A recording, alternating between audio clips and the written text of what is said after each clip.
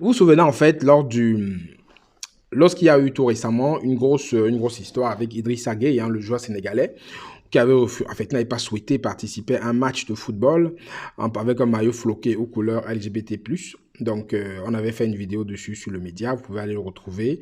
J'avais donné mon analyse par rapport au sujet. On avait parlé aussi du rapprochement avec le Qatar, où a eu la prochaine Coupe du Monde 2022, où là-bas, c'est vraiment un pays qui n'est pas du tout ouvert aux personnes de relations de même sexe et autres genres.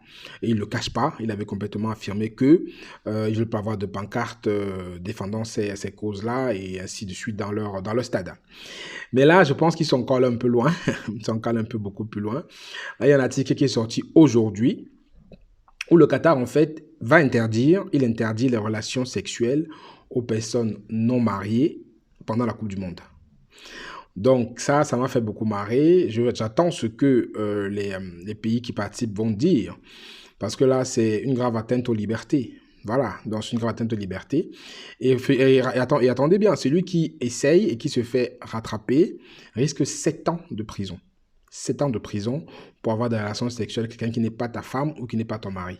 Combien de fois alors si c'est 2 hommes ou 2 femmes, c'est encore pire. Donc ça veut dire que c'est une vraie atteinte au droit fondamental parce que les pays soi-disant développés revendiquent le droit de faire ce que l'on veut de son corps. C'est-à-dire, si je veux donner mon corps à qui je veux, c'est mon droit. Mais au Qatar, ce ne sera pas le cas. Au Qatar, le Qatar va interdire aux personnes, si vous n'êtes pas marié, je ne sais pas comment ils vont vérifier que les gens sont mariés, je ne sais pas, mais ils disent en fait clairement qu'il n'y aura pas d'aventure d'un soir à ce tournoi. C'est complètement interdit. Et je vais un peu vous lire en fait, ce qu'a dit le gars du Qatar en fait. Il dit le sexe n'est vraiment pas au menu, à moins que vous ne veniez comme mari et femme. Il n'y aura certainement pas d'aventure d'un soir à ce tournoi. A expliqué une chose policière. Donc voilà. Donc après il dit tout le monde va garder la tête froide, à moins qu'il ne veuille risquer d'être coincé en prison. Voilà, c'est clair, c'est clair.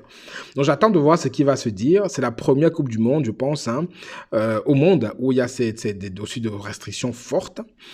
Donc c'est très fou quand même parce que comme je dis, c'est une vraie atteinte aux libertés. Hein, voilà, c'est une vraie atteinte aux libertés. Mais qu'est-ce que les gens vont dire? Est-ce que les gens vont dire qu'ils ne participeront pas à cette Coupe du Monde parce qu'on enfreint les libertés? Parce que voilà, maintenant on revendique que tu sois un homme, que tu sois une femme, que ce soit 2 hommes.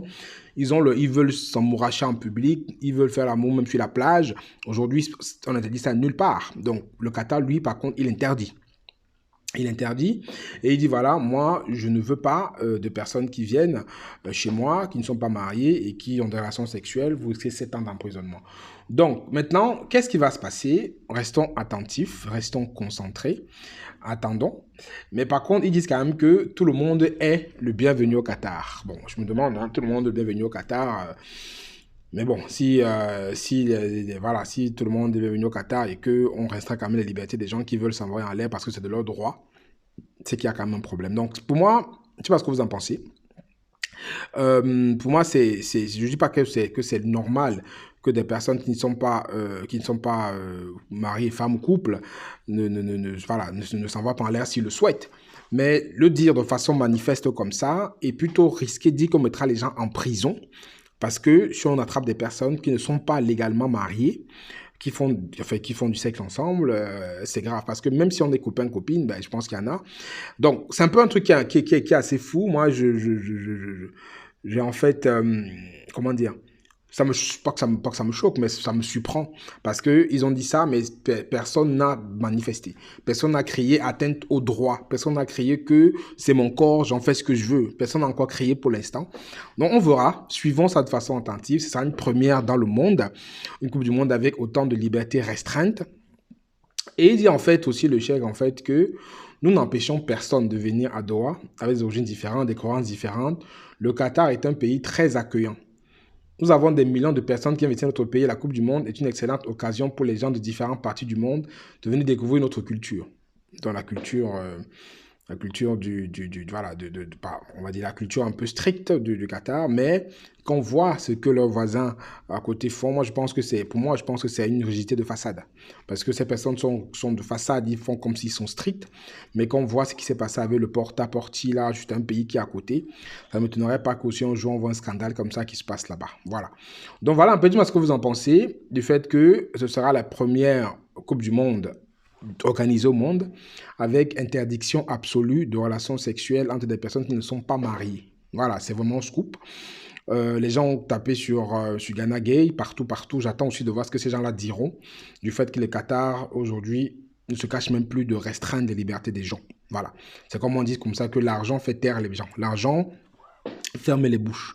Si les Qataris ont beaucoup de pognon, je parie que personne ne dira rien. Et les gens vont aller faire la Coupe du Monde avec les règles du Qatar parce qu'ils ont du pognon. Voilà. C'est un pays africain qui faisait ça, je pense qu'il se ferait taper dessus par tout le monde. On aurait déjà crié au scandale, les libertés sont restreintes, machin, machin. On va le sanctionner, on va le bannir et tout. Mais comme c'est le Qatar qui a beaucoup de pognon, personne ne dira rien. Voilà. Mais par contre, nous, on peut en parler. Dites-moi ce que vous en pensez par rapport à ça. Est-ce que c'est logique? Est-ce que c'est normal? Est-ce qu'on a le droit d'imposer sa culture à des personnes qui viennent pour un événement comme la Coupe du Monde? Est-ce qu'on a le droit d'imposer des règles aussi strictes, je dirais, à des personnes qui viennent juste pour un événement dans son territoire, qui sont juste des touristes? Est-ce qu'on a le droit jusqu'à risquer d'emprisonner les personnes au-delà de jusqu'à 7 ans d'emprisonnement? Mettez-moi en commentaire ce que vous en pensez. Le débat, il est ouvert. Je vous rejoins dans la prochaine vidéo. D'ici là, prenez soin de vous. Ciao, ciao.